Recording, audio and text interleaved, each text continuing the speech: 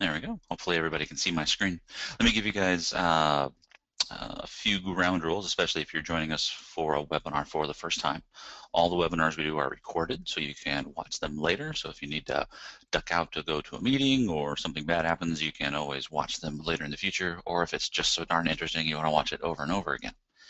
Now, if the audio has any problems, like it starts to fall further behind from what I'm showing on my screen, or it starts to sound like I'm swimming underwater, then give it a second. Usually it'll fix itself. If it doesn't, try switching over to the telephone option, or you can always log out and log back in, and a lot of times that'll fix the issue as well. Same thing with the screen. If the screen starts to lag behind at all, just give it a second. Usually it'll catch up. Now, if you have questions, and I'm sure most of you guys do, there's a questions module on the right-hand side of your GoToWebinar control panel, and you can just type your questions in there, and then Liz will do her best job to answer those, and if it's a great question, she'll kind of jump in and we'll answer it so everybody can hear it as well. Now, today's webinar is a little bit different. It's targeted more towards customers who are already owners of the Perfect Photo Suite, so I'm not really going to spend a lot of time talking about some of the features that aren't new in Perfect Photo Suite 8. So if you're new to the suite and you haven't seen everything that it can do, I would definitely encourage you to check out our website. There's hundreds of video tutorials that'll teach you how to use it, and there's lots of information about Perfect Photo Suite 8. Now, this webinar that we're doing today is kind of the first in a new weekly series where each week we're going to talk about what's new in the product, where we're at in the development cycle, and you'll get to take a kind of a sneak peek at the newest things as they come out of development. And I'm just lagging here for a second because my mouse has disappeared on my screen and I can't click. Come on, mouse, where'd you go? All right, hold on just one second, everybody.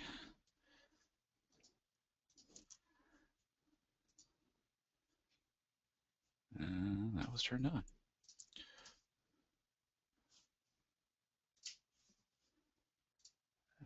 All right, pardon the technical interruption there. Hopefully things will resolve themselves here. So as I mentioned, these under the hood webinars are going to give you a kind of a sneak peek under the hood of the suite as we develop it. We'll give you information straight from the engineering department, and we'll show you some of the newest features right as they're kind of rolling off the developers' desks. So we've been working on the suite for, gosh, almost a year now. And we announced it back in September, and we've kind of been showing you guys some of the new features as we go, but there's some new features you haven't seen yet. That's really what these are for. Now, here we are in the beginning of October. Suite 8 will be available at the end of November on 11/26. And there's a public beta that'll be coming out very soon. We're just wrapping up the last tidbits of the public beta, and you should be getting that in your hands very soon. So without further ado, I do want you guys to keep in mind that what we're looking at today is a development build. So what we're looking at is not the finished beta version or even the finished final version. So there'll be some features in this that you won't see in other builds, or features that you'll see later on that aren't in this build. It may not be quite as pretty, it may not be quite as stable. So forgive me if something goes haywire. We're still working on this one. Now, a little bit of background info for the few of you guys who are joining us who may not already own the Perfect Photo Suite. The suite is a photo editing application. It gives you everything that a photographer needs to make your image look great. It's a standalone application, but it also works as plugins to things like Photoshop, Lightroom, and Aperture. So it really gives you the best of both worlds. It lets you use it wherever you work. All right, let's jump in here, and I do want to mention that it actually is made up of 8 different modules. Now, today, the module that we're really going to focus on is Perfect Effects 8. Next week, we'll focus on a different module and some of the new features there, but we've really spent quite a bit of time working on Perfect Effects 8, and there's some really cool new things in there that no one has a chance to show off yet, so I'm excited to show those to you. So let's jump in to Perfect Photo Suite. I'm going to start here in the new Browse module, and that's a place where you can find your files and manage them. So I have all the images that I'm going to use for my demonstration in here.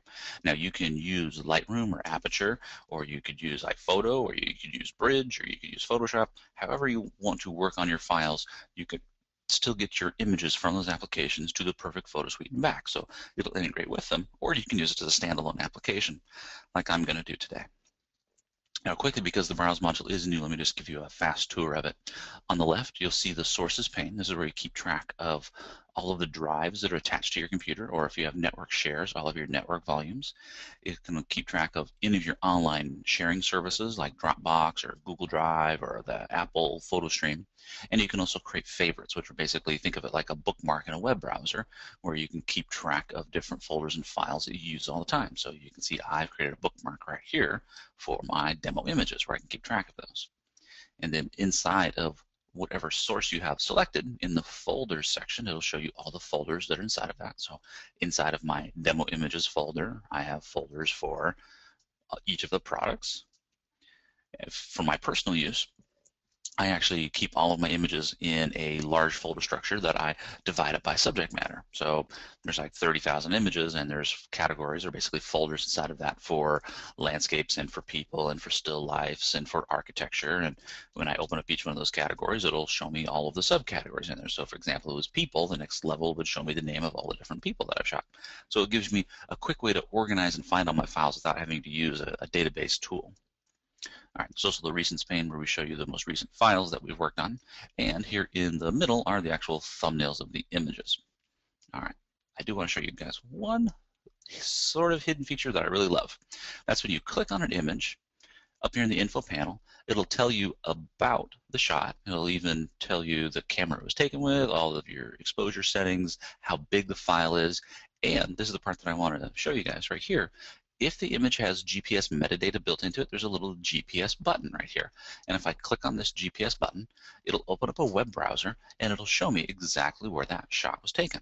Now, as more and more of our cameras have GPS built in, and of course, anytime you're shooting with a mobile phone, the GPS and metadata is being embedded into your pictures, this gives you the ability to see right where they're taken.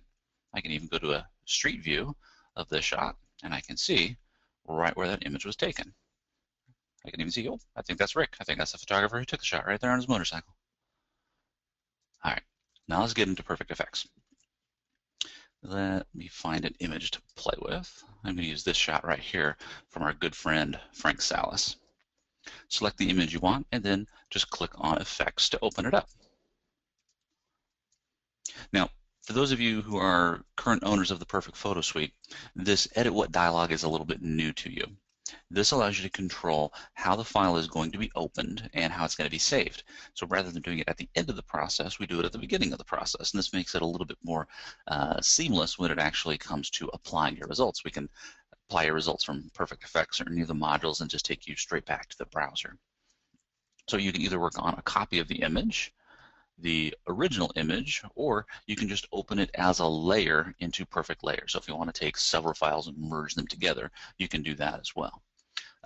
In this case, I'm going to use the Edit Original option. You notice when you have Edit Copy selected, you can select your file type, color space, bit depth, and resolution options for that copy as well. There's also still Save As inside of Perfect Layer, so you can always save as later if you want to export things. I'm going to use the Edit Original option. It'll take this image and it'll open up into Perfect Effects.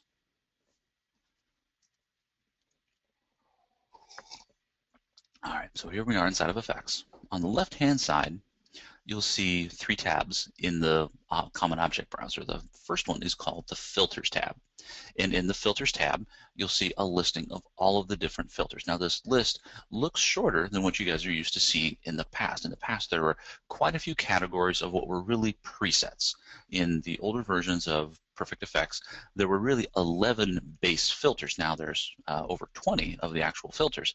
And what we would do is we would stack up multiple filters to create a preset that would create a certain look.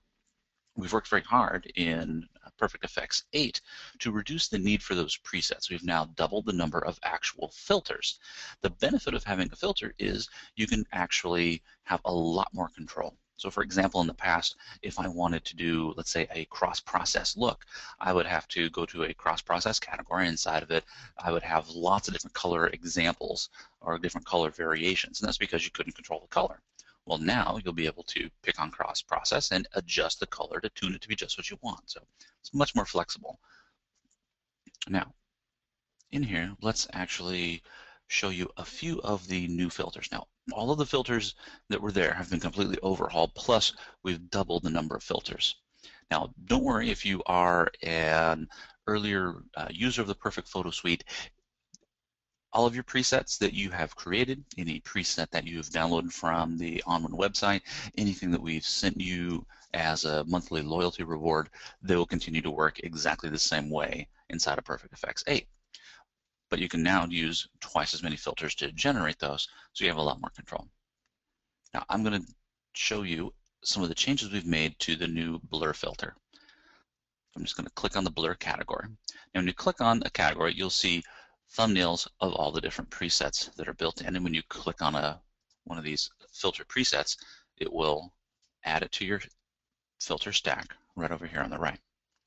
Now below the filter stack are the filter options. This is where you can actually control all of the settings for that filter that you've added. You notice at the top there's a filter pop-up, and everything that we see in this filter pop-up mimic the same categories we saw on the left. Those are the actual filters that we can now manipulate. Below that are presets. You can pick any of the presets that we've created for that filter. And then of course below that you have options for the filter itself. There's 4 different types of blur. There's a normal or a Gaussian blur, which we've seen before. There's the new radial blur. There's also a motion blur and a surface blur, which is great for kind of simplifying your image and making it look more like a painting. The one I want to use is the new radial blur filter. This is going to kind of make the image emanate out from the center. There's a couple cool unique features with the radial blur tool. The first one is the ability to set the center. There's a centering tool right here at the bottom where we can move the center of the blur around. Normally it's always going to start right here in the middle of the image. That's not very exciting for this image, but if I was to click right on my bride in the doorway, you can see how now I could move that blur so that it's right with my bride. The other cool thing I like is the new smoothing slider. Usually when you add some sort of a motion blur, either a radial blur or a motion blur, it tends to look a little artificial. It looks like it was created in a computer because it's a little too precise. It's a little too good. So we've added the smoothing slider, which will just soften that radial blur a little bit. So if I bring this up to a small setting, maybe like 2 or 3, you'll see how it just softens that radial blur just enough to make it look a little bit more realistic. All right. The next thing I want to use is the masking brush. The masking brush allows me to paint any effect in or out. So I'm just going to select the masking brush. I'm going to make sure it's set to paint out, and I'm going to turn on the perfect brush option. Now, for those of you who aren't familiar with the perfect brush, it allows you to paint and it automatically detects edges in a smart way. So I'm just going to start to paint over my bride, and you'll see how it's detecting her dress but stopping at the highlights behind. So I don't have to paint incredibly accurately. It's doing it for me automatically. I'm just going to turn on the mask preview so we can actually see what this looks like. There's several different ways to preview the mask. I'm going to use the red mask option. So you can see, even though I was painting pretty quick and pretty sloppy, it's automatically detecting those edges. And even if I move down her arms, it will work just on her arms. Now if I make a mistake like I did over here, just hold down the Option key or the Alt key on your keyboard and it'll temporarily toggle the state so that it paints it back in. So if you make a mistake, it's easy to retouch, just like that. Let's turn this back to our after view. There we go. So now we've brought crisp focus back to our bride, but we have this cool motiony radial blur behind her. Now, just like you can in the past, you can stack multiple filters inside of Perfect Effects. So if I wanted to add another filter on top of this, all I would do is click the Add button right here. Now, there's some new buttons over here we'll talk about in just a moment. So I'm going to click on the Add button. This will put a new empty effect layer right here. Next thing I want to do is I want to add a little bit more detail to her dress. So I'm actually going to use the new adjustment brush right here. When I click on the adjustment brush, it's going to automatically select my masking brush and it's going to load it. So you notice nothing's changed in my image, but it's going to load it with whatever effect I want down here in the adjustment brush pane. So I can have access to the most common image adjustments, things like brightness or contrast or color or adding a glow, and I can paint those in wherever I want. In this case, I want to paint in more detail, basically more contrast just on her dress. So from the preset right here, I'm just going to select more detail. There we go. And now I just paint on the dress where I want it. And again, if I have that perfect brush option set, it's going to automatically limit it to just the dress, just the areas that I paint.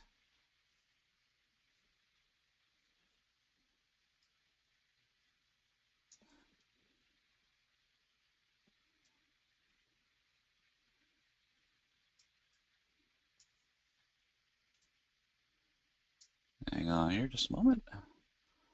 Something's misbehaving.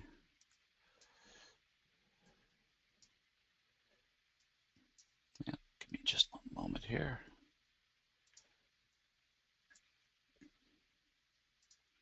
Again, we're still working with a pre-release version of the software, so again, it can be a little finicky at times.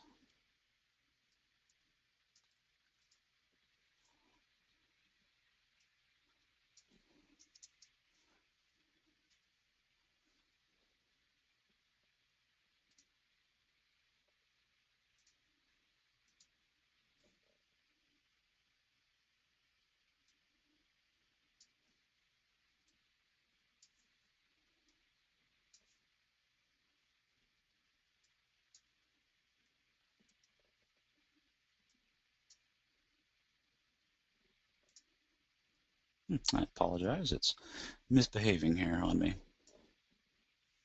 Well, we'll just skip the step of adding a little bit more detail in there, and I'll show you another new filter, which is the new Bleach bypass filter. I'm just going to add a new empty effect layer. Let's go back to our presets on the left, and we'll go to the new Bleach bypass filter. When I roll this down, you'll see a few examples of what the Bleach bypass filter can create. It's going to simulate kind of that look from, if you remember the movie Saving Private Ryan.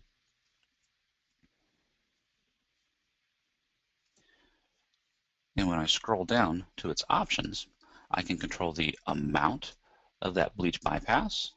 I can control the brightness, the contrast, the detail. I can also increase or decrease the saturation in the underlying image, and I can add a color tint over the top of it.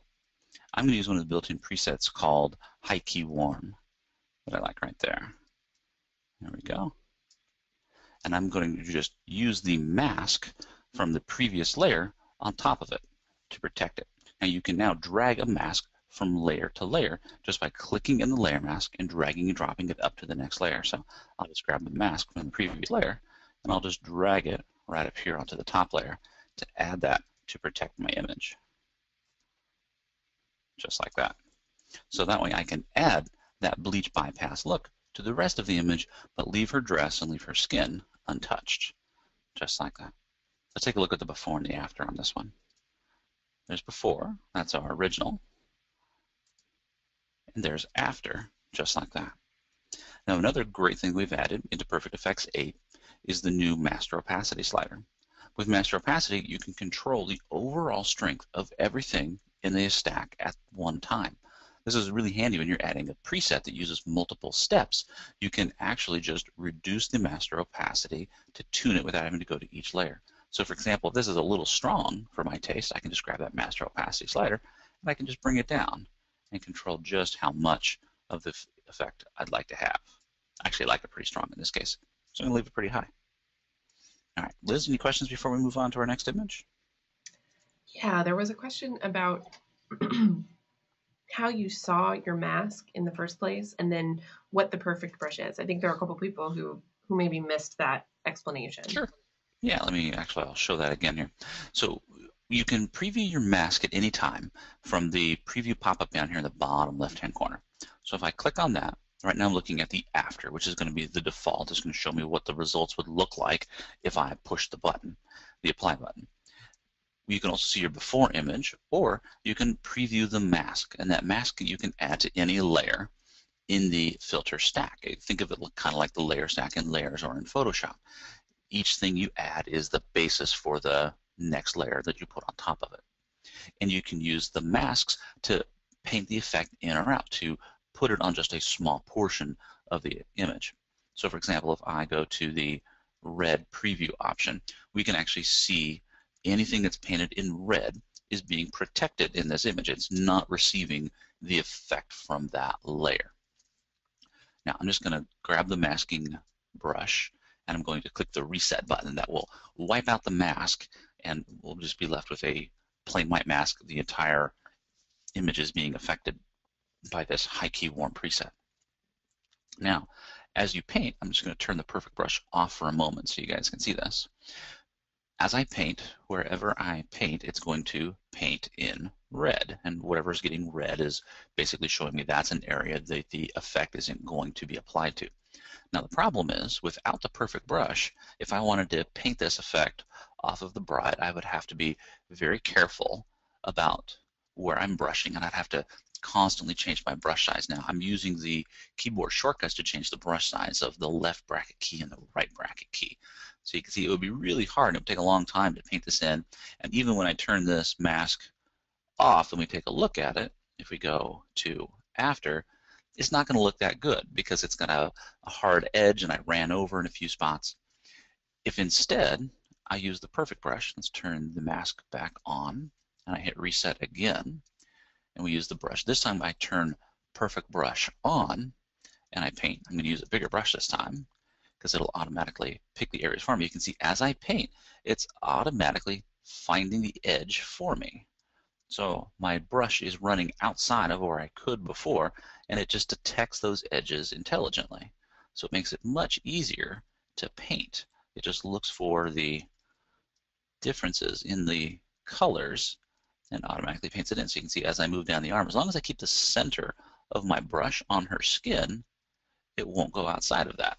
Another tip is if you hold down the Command key on the Mac or the Control key on Windows, it'll hold your last sampled color, which is perfect for doing things like these arms. It'll let me paint those arms in without worrying about accidentally wandering somewhere else.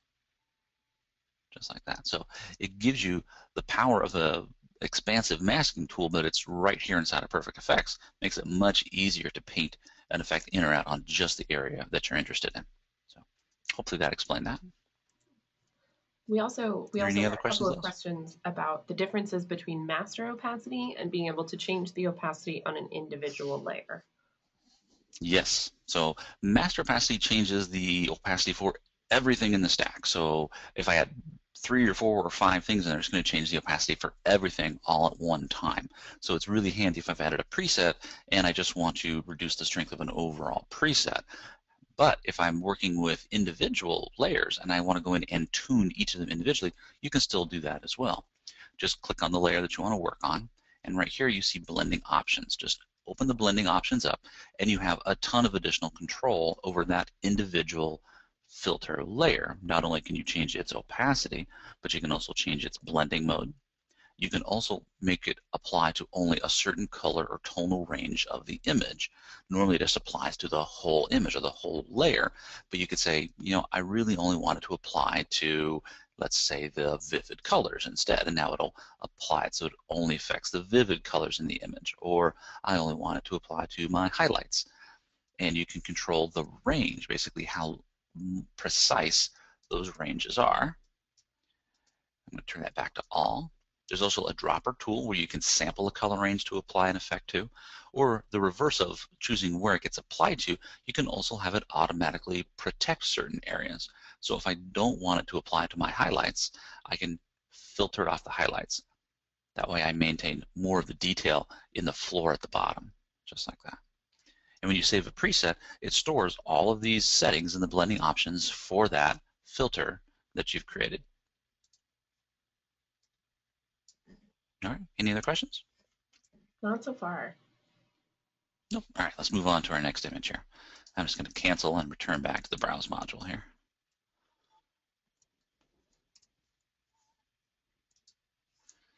Let's take a look at, here, let's use this one.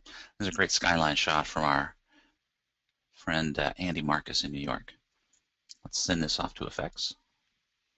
I'm going to edit the original in this case. What I want to show you guys is the new lens blur filter. Now, for those of you who have the Perfect Photo Suite in the past, you've noticed that the module selector at the top doesn't show focus, or doesn't show a focal point. And that's because we've actually merged focal point into Perfect Effects now. The great thing about that is you still have all the same abilities that you had in the past with focal point, but you can now use it with all of the other effects at the same time. Let me show you kind of what I mean here. I'm going to go to the lens blur category here, and I'm going to pick the tilt shift preset. There we go. So this will add the lens blur filter, and it puts on a masking bug for me automatically. Now, the masking bug looks quite a bit different than it used to. The masking bug actually has 3 different shapes now instead of just 2. There's a round shape, there's a simple gradient, or there's the reflected gradient. The reflected gradient is the one that most of you are used to seeing. That's the one that's going to look like a tilt shift lens, and that's the look that we're trying to reproduce. To adjust it, you can click in the middle and you can move it around. There's a handle on the right-hand side that you can use to rotate it around if you want to. In this case, I'm just going to keep it right level with the horizon. You can change the thickness of the area that's going to stay in focus by adjusting the solid lines. I'm going to pick a pretty narrow band that stays in focus. And then the outer lines, or the feather lines, control how quickly it transitions from in focus to out of focus. And I'm going to have a pretty soft transition. And I'm just going to adjust this so that it comes down to right about the horizon line there. There we go. So that's going to blur the sky, and it's going to blur the buildings in the foreground. And in the lens blur filter, we can control the amount of blur plus a ton of other great options. All the options that we had inside of focal point. I'm going to increase my blooming just a little bit. That's really what makes these highlights in the windows pop out even more. And I'm going to reduce the brightness just a little bit. What that does is it'll actually darken the blurred area just a little bit too. Now the next thing we want to do is we want to remove that blur from the tops of the buildings. So to do that, I'm just going to switch over and grab the masking brush. We're going to do just like we did before. I'm going to zoom in here a little bit, and we're just going to paint this lens blur effect off of the top of the buildings. We'll use our perfect brush again and make sure it's set to paint out mode, 100% opacity. And now as I start to paint, it's going to paint that blur effect off of the buildings. Now there's a little progress spinner in there that you guys are probably seeing. That won't be in the final version. That's just an intermediate state showing us what we're working on. Now I want to show you what is probably one of the most handy but least known tools when you use a brush, and that's if you need to draw a straight line, you can click, then hold the shift key and click again. That's perfect when you're working on architecture. So if we're working on like these radio antennas that extend out of these buildings, it's really hard to brush a straight line. But if I turn the perfect brush off to do this, I'm just going to click at the bottom, hold down the shift key on my keyboard, and then come up to the top and click again, and it paints a straight line between those 2 spots. So now it's brought back the entire radio antenna just by clicking and shift clicking. Let's do the same thing over here. I'm just going to continue to paint focus back in on these buildings. The reason I want to do this is I want to keep these buildings on the plane of focus in the foreground, or in the middle ground, which should be in focus. We don't want the top of these to be out of focus. They wouldn't look that way in real life. Do the same thing. I'm going to click at the base of the antenna, then I'm going to shift click up at the top of the antenna, and it will just paint that whole antenna back in one step. There we go. I think I got one more antenna over here on the right we need to bring back in. Again, same thing, shift click, or click at the base, then hold down the shift key, click again to paint the whole antenna back in. There we go. Let's go back to fit to screen and take a look at our results. There we go. So we've kind of added this cool tilt shift look where we've softened the foreground, we've softened the sky, but we've kept the middle ground in focus. Let's go ahead and continue to enhance this a bit. The next thing I want to do is add a little bit of our dynamic contrast to this. I'm going to just add a new layer here. All right, like that. And let's go over to the left-hand side, I'm going to pick dynamic contrast. Now, if you guys have been watching these webinars, you've probably heard a little bit about dynamic contrast. It's probably one of my favorite new filters. What dynamic contrast does is it allows you to control the contrast. You can either increase it or decrease it based on the size of the objects in the scene. So you can control it to affect very large edges like buildings or very small edges like textures and rocks. I want to use it to enhance the buildings, but I only want to enhance the buildings in that middle foreground sharp area. I don't want to apply it to my sky or the blurred area. So this is another great time to use that mask over again. I've already used a mask with the lens blur filter to apply the blur to just the top and the bottom. Let's reuse that same mask. So again, just click in the mask thumbnail and drag to the layer you want it to put it on. So I'm just going to click and just drag, and you can see how you get a little icon of the mask as you drag, and just drag and drop the mask to that next effect layer up here on top. There we go. Now, before I was applying the effect to the top and the bottom. Now I want to apply it to just the middle. So all we do is we invert the mask. So if we go up to mask and invert, it'll flip that mask around, and now I'm applying that detail to just the middle ground of the image, just like that. And it matches the exact same shape and gradient as the blur because I copy and pasted the mask. And then down here, we can control the settings for the amount and type of contrast we're looking for. I think I want to increase my vibrance a little bit, and I think I want to increase the large contrast. And that'll bring up those big edges on the buildings just a bit more. There we go. That's looking pretty cool. Let's take a look at the before and the after here. I'm going to hit the bottom layer. So there's before, there's my original, and there's after by using the lens blur filter and the dynamic contrast filter. All right, I'll pause here for a second and see if we've got any questions out there. Yeah, it looks like there was a question about what's in the preset menu in the lens blur filter. A lot of people wanted to know what that preset menu was. So in any of these filters, when you see preset at the top, it's actually the same as the presets that appear over here on the left. So for example, if we are here in the dynamic contrast filter, you can see it starts with cloud enhancer and then grunge contrast. And if I come over here to this preset pop-up, it's the same things. It just gives you a different way to shop because not everybody shops visually. And a lot of times what I'll do is I'll close this browser on the left. You can just use your command left arrow or control left arrow or just drag this out of the way because I want to see my entire image. I want to have more to work with. I do this especially when I work on my laptop because the laptop screens just aren't that large. So this gives me a larger preview, and then I can still have access to the same filters that we saw on the left and the same presets within each of those filters from that preset pop-up. And then in the future, these buttons at the top will actually be hooked up to our favorite presets for that filter. So you can click on it and preview the most common or most popular filters right there. All right. Let's move on and take a look at our next image. I'm just going to cancel out of this one. We'll go back to the browser. I think we'll do more of a high school senior shot this time. Let's grab this one, and we'll send it to effects.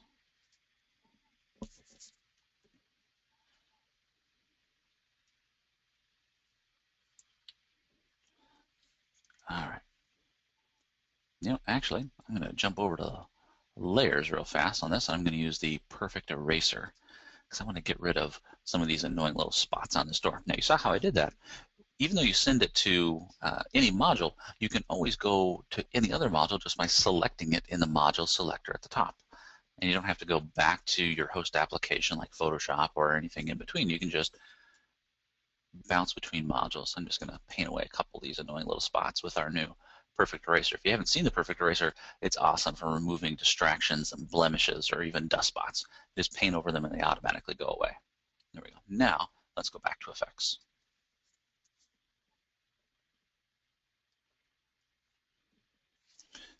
I'm just going to open up the presets on the left side again here. There we go. All right, so a fairly typical high school senior shot. The attempt was to make it look more like it was photographed at night, but the flash is very strong. And out of the camera, it's not a very successful shot, but I think it has some good bones. I think we can make this look better just by using a few different filters here inside of Perfect Effects. The first one I want to show you guys is the new grunge filter. So I'm just going to go to the grunge category, and inside of it, you can see several different examples that we've created for the grunge filter. One that I want to use is called Arkham, and if you are familiar with the earlier versions of the Perfect Photo Suite and of Perfect Effects, you're familiar with Arkham, but in the past you didn't really have any way to adjust it. I can now click on Arkham. It recreates the same look that Arkham did in the past, but I now have a lot more control over it than I did in the past. I can control the amount of grunge that's applied. So let's say maybe I want it a little more grungy, and I want it, maybe just a touch darker. And I can even add film grain or add a glow to it now, all at the same time inside of the grunge filter. All right, I think that looks pretty good for the grunginess. Let's add another layer, and let's go find a texture that we want to put over the top of it. We'll go down to the texture category, and I like to use the quick view browser. At the end of each category, as you mouse over, you'll see a little icon for the quick view browser. If you click on that, it'll open up full screen and show you your image with the different options applied. In this case, I'm shopping for a texture, so it's going to show me all the different textures. You can use your arrow keys to increase or decrease the size of the thumbnails, and then you just scroll through the list until you find one that you like. Let's see if we can find one that looks cool on this image. Rawhide wouldn't be too bad. The rusty one would be kind of cool too. So you can see it's a really fun visual way to go shopping for textures. I'm actually going to use this one right here called Warm Swirl. So all you do is just double click on it, and it will add that on top of our image. There we go. Now I like the look of the swirl, and I like these kind of floral elements and the grungy texture that it's added to it, but I really kind of want to keep my image more on the cool side. I don't want it this warm. So with the texturizer or with the border pane, you can now control the color, the saturation, and the brightness of the texture. So I'm just going to use the hue slider in here just to shift the color of that texture to be more cool. And I'm also going to bring its saturation down a little bit too, because we really kind of want to make it a little bit more subtle, cool texture.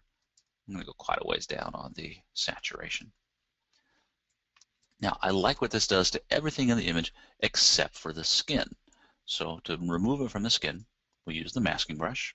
Again, I'm going to make sure Perfect Brush is turned on, make sure it's set to paint out, and then all I do is I just paint on her skin here. There we go. And we can just bring that natural looking skin back. We'll paint down her hands, down her arms. You can see how it automatically just removes the texture from just the areas that I paint. It doesn't leak out into the background. Let's do the same thing with her feet there. There we go. So now we've removed the texture from her skin. That's looking better. I think I do want to add a little bit more detail to her face. So we're going to go ahead and click on the adjustment brush. With the adjustment brush and the adjustable gradient, you can apply the most common settings by either painting them in or painting them out, or adjusting them with the masking bug. I want to just paint in a little bit more detail. Hey, come back here. Yeah, I'll do it manually here.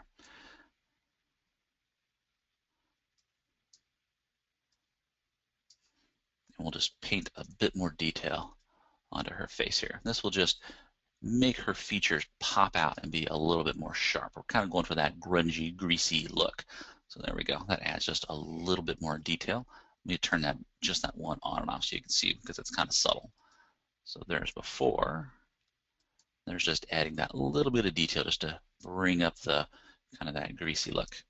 And I think the last thing I want to do is probably add a border to this. So let's go shopping for a border now. Just like we did for the texture, we can shop for a border. Go to the borders and click on the quick view browser, and we can actually preview all the different borders on our image up to that point in time. So it's a great way to go find the one that you're looking for. So we'll just kind of scroll through until we find one that we like.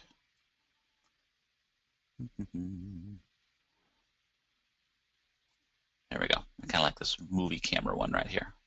Again, just double click to add it. That'll place it on top of the image. And what I want to show you in the updated borders filter, again, you have those options for changing the hue, the saturation, and the brightness, but probably the most requested feature is the new fit image slider. It lets you change the size of the image inside of the border so that you lose less of your image. Now, I have the thickness of this border set pretty thin, but let's say I want to have a thicker border around it. As I go to that thicker border, I'm cutting off more and more of my image. Now, using the fit image slider, I can make the image smaller inside of the border so that I can preserve as much of the image as I can, just like that. So let's take a look at our before and after on this one. There's our original image out of the camera, and there's our results after adding some grunge and a texture and a border to our image. All right, let me pause there for a second and see if we have any questions out there. Yeah, there was a question about using the perfect brush again. Whether the feathering amount changes the use of the perfect brush. It does. Actually, the feathering, and this isn't a good image to show it on. You'd need something more like a tree branches to really see what it does. The feather actually does just what it describes. It changes the feather between the area that it keeps and the area that it drops. So if you have no feather at all, it'll create a very hard, crisp edge between those two areas. And if you're working on something like very fine tree branches, using a low feather is usually pretty good. If you're working on something that has a softer gradation, oftentimes horizons, even though horizon looks very crisp, sometimes they're not because there'll be some flare on the edge of them, then using a little bit of feather will help create a softer transition between the area that it keeps and the area it gets rid of. And you can continue to paint over that edge with the perfect brush, and it will continue to soften that edge as your feather is higher. So, sorry, this isn't a particularly good image for showing that. Maybe the next one will work better for that. I can give you a demonstration of that. Right. Anything else? Yeah, there was also a question if you could reiterate the differences between the dynamic contrast sliders. There were a couple people who wanted an answer to that. Yeah, you bet. There's actually a really great blog post on our website that goes into a lot of detail about that. But let me just go, we'll just add, well, we'll start from scratch here because it'll look pretty silly if we do it right now. Let me just add a layer here, and we'll add dynamic contrast. Now, on a portrait, dynamic contrast is typically not going to be used unless you're going for a it'd be great for you know, an elderly gentleman or an older guy who's got like a fuzzy beard or lots of texture in his skin. It would be very useful for that. In its negative settings, you can actually go to minus contrast. It actually does a pretty good job of smoothing out skin as well. Let's actually show this on the next image. I think it'll be much easier to understand on a different image than this one. Let me just jump out of this, and I'll go grab an image that makes it a little easier to understand how dynamic contrast works. So give me just a second here. We'll grab a different image.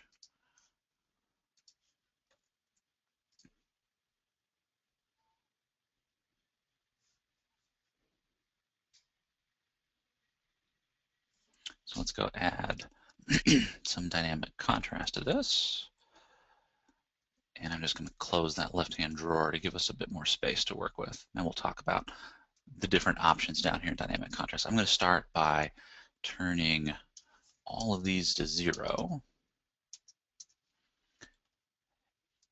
And we'll kind of talk about the order that you would actually adjust the controls in dynamic contrast. So the first thing whenever you adjust contrast is you want to make sure you have real whites and real blacks in your image. When you load dynamic contrast, it's automatically going to set the white and the black point for you. So you notice that the black has turned up to 5 for us automatically. And you can preview that by going to the histogram pane. You can see the histogram for the image, and you can also turn on the clipping view. You can do that by clicking at the little icon at the end of the histogram, or holding down the J key on your keyboard, or going up to View and selecting Show Clipping. What that does is it shows you anything that is pure black will show up in blue, and anything that is pure white will show up in red. Now this image is a little bit biased because it happens to have this watermark down at the bottom, which is pure white, so it's actually thinking that there's white in the image when there really isn't white yet. So I'm going to adjust the whites and the black sliders until I have a little stronger black and whites. This is all based on personal preference at this point. I want to have a little bit more rich black, and then I'm just going to bring that white slider up until I clean up the exposure just a little bit more. This will brighten the image up quite a bit, and I want to do it so that I still maintain all the detail in the clouds. There we go. Then there's a highlights and a shadows slider. Those would be the next two that you would adjust. This image was photographed in such a flat lighting situation that I don't really have any highlights or shadows that need to be recovered. But if you're photographing on a bright sunny day, a contrasty day, then using those highlights and shadows sliders will help to bring up information out of the highlights, or bring up information out of the shadows, or recover detail in the sky in the highlights. We don't need to use those in this case. Now let's talk about the 3 different contrast sliders and the way that I would adjust them. I would start at Fit to Screen, so I can see the whole image, and we're going to adjust the large slider. What the large slider does is it's going to increase the contrast in the biggest object. It's really about the size of the stuff in your image. So the large one is going to make things like the clouds and the building's main shape and the main shape of the windows increase in contrast, but it's going to have very little effect on the actual texture of the building. So I'm just going to turn this up pretty high. This is higher than you'd probably want to use it. Let's turn that clipping off. There we go. And I'm just going to bring it back down to 0 for a second so you can kind of see before and after. So there's the original flat image, and we'll crank it up to about 40 or 50 here. So you can see how that has enhanced the overall contrast in the sky. It's made the definition of the clouds stronger, and it's brought out the harder edges of the building without creating any halos, or without clipping any more highlights and shadows. The next step you would do would be to adjust the medium. I'll typically zoom in to about 50% to do this. The medium is going to bring up the details that are large. So if you watch things like the black lines and the grout lines between the brick, as you increase the medium, you'll see that those are what are going to be affected. And then finally, the last one is the small contrast. And you want to zoom up to 100% to adjust that. And this is almost like sharpening. It's going to bring up the tiniest little details in the rocks. And it can be kind of subtle sometimes. There we go. So now you can see a little bit more. Let's turn this on and off up close so you can see the difference. So there's the original. There it is after. If we zoom back out to Fit to Screen, there's the original. And there's after, just like that. So it really lets you master your contrast in the image without having a lot of the downsides you'd get when you normally adjust contrast with other tools. You don't clip highlights and shadows, you don't increase the saturation, you don't create halos or artifacts. All right, so that's dynamic contrast. Were there any other questions on it, Liz? No, that was perfect. Thanks. Okay, cool. I think I got one more image to show you guys. That was one we weren't planning on. Let's do this one. So this is actually a raw file. Let's send this off to, I'm going to start in layers with this. You notice when I have a raw file selected, the edit original option isn't available because you can't actually edit a raw file directly. So we're going to make a copy. I'm going to save it as a Photoshop file in ProPhoto RGB. So we'll start in perfect layers. I want to start in layers because I want to use the perfect eraser. Because I happen to know when I was shooting this day, I had a really stubborn little piece of dust on my sensor that just wouldn't go away. So there we go. We can get rid of that. While we're here, let's look and see if there's any other distractions. You know, this green leaf over here is a bit of a distraction to me. So you just paint over, and it will automatically fill it in. This one's kind of annoying too. There we go. You see how it kept the edge of the log for me automatically? It didn't just make a big smudge mark like a lot of other retouch tools do. So I just use this to zap any really annoying spots in my image. Maybe these ones down here in the bottom left corner, because it creates a little bit of a light trap. All right, there we go. That's good enough. Now let's send it to Perfect Effects.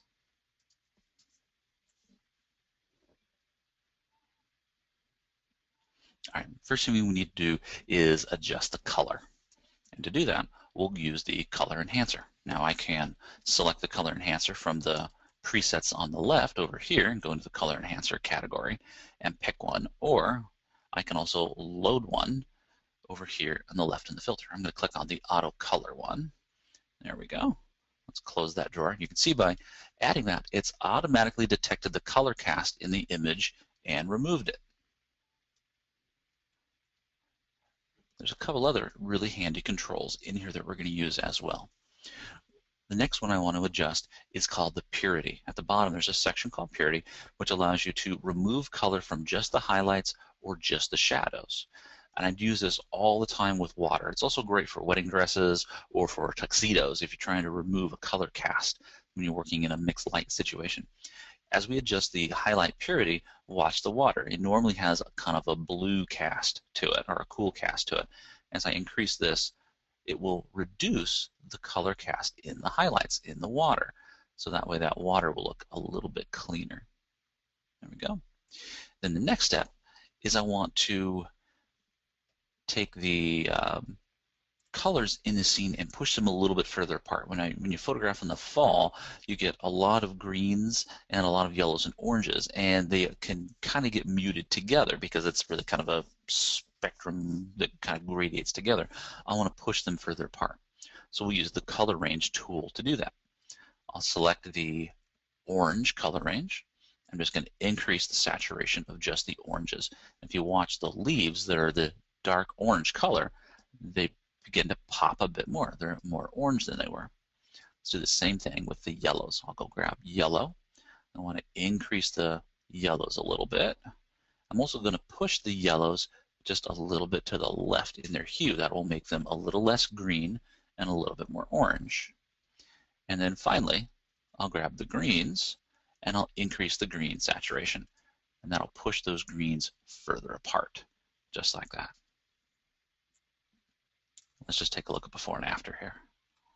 So there's before out of the camera, after by pushing the fall colors and the green colors further apart and cleaning up that water a little bit. All right, next thing is I want to add a little bit more punch to the foreground, a little bit more color, a little bit more detail to that overall area. And I'm going to do that by using the gradient tool. So I'm going to go to the adjustable gradient. I'm going to click on that. This will add the gradient tool. I want to add gradient punch. There we go. Now that's adding it to the top of my image. I actually want it on the bottom, so I'll just grab the little rotation handle and I'll turn it around so that it's applying the effect to the bottom half of my image.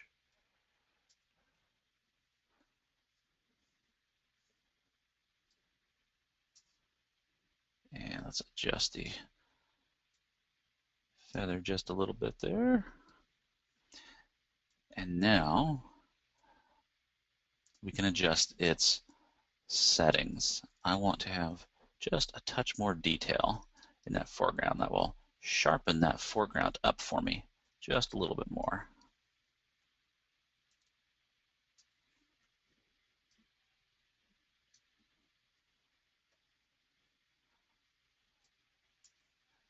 I don't think that is actually showing up correctly here. Let me just reset the mask on this.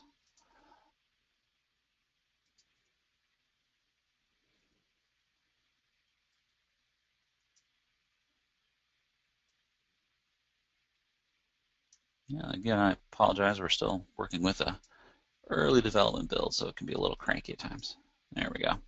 That looks a little bit better. Bring out the color and the punch in my foreground.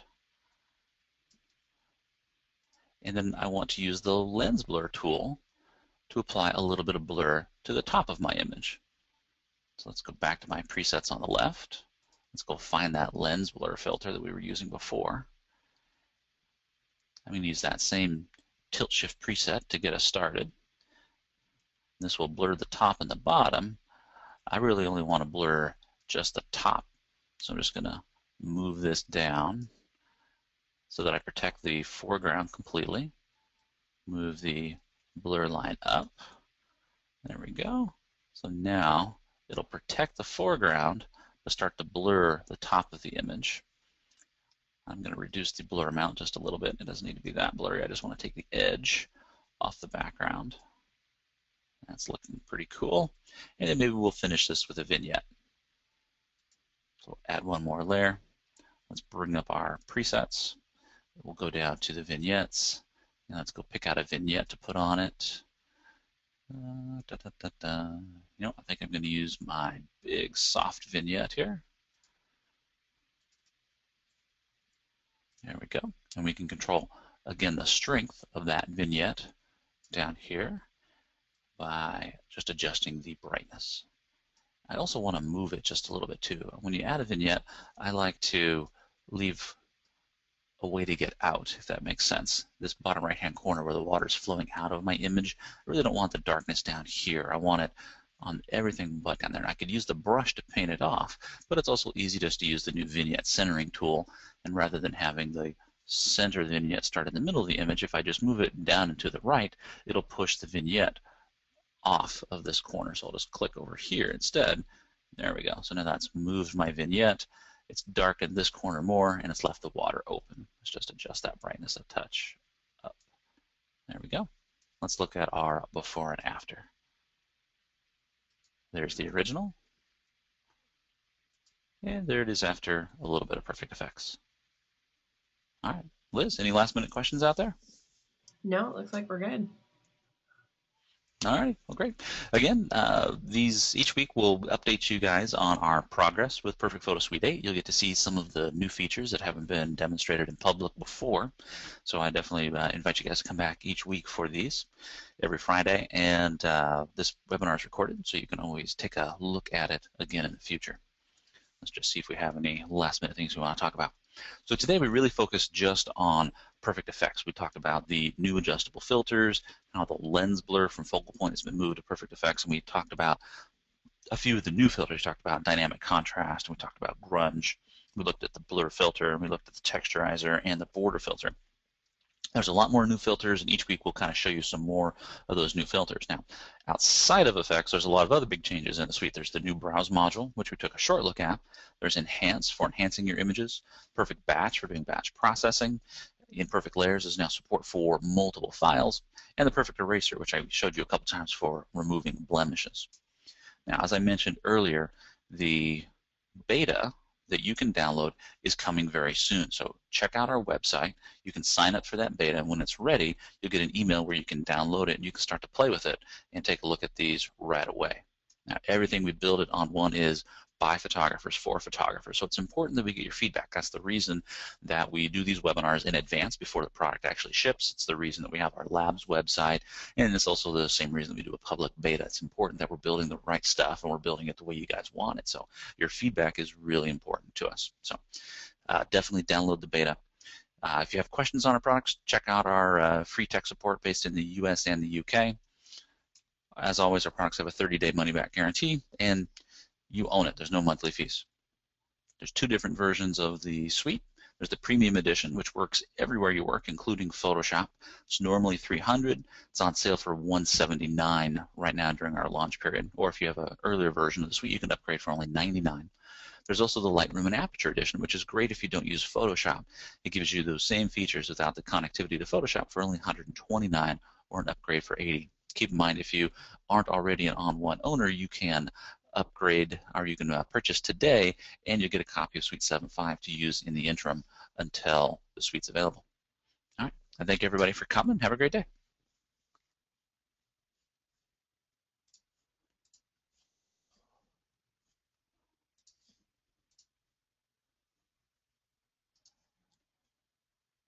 The